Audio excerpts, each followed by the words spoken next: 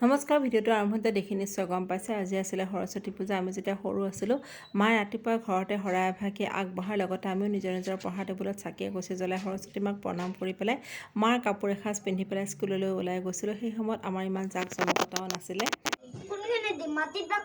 এতিয়াও প্ৰতি বছৰে সৰস্বতী পূজাত শৰাই এভাগি আগবঢ়োৱা হয়। আজি ৰাতিপুৱাই শৰাই এভাগি আগবঢ়ালোঁ, লগতে নিয়াকৈ সৰস্বতী মাক প্ৰণাম জনাবলৈ ক'লোঁ। তাৰপিছত তাড়াতাড়িকৈ বনালোঁ লেবেৰা চব্জি, কুকাৰত বহাই দিলোঁ খিচাৰি, বিলাহী টক, পায়স আৰু বনালোঁ কেপচিকাম দি বেচনত বৰ। যিহেতুকে আজি দুপৰীয়া ক'তো যোৱা নহয় আৰু পূজা বুলি ক'লে খিচাৰি খাবলৈ বেছি ভাল লাগে।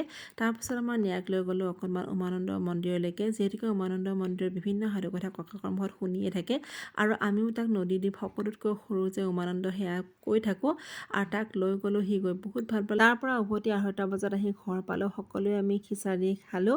আপোনালোকৰ পূজা কেনেকুৱা গ'ল কমেণ্ট কৰি জনাবলৈ নাপাহৰিব। আজিলৈ আহোঁ, ভালে থাকক, বাই বাই।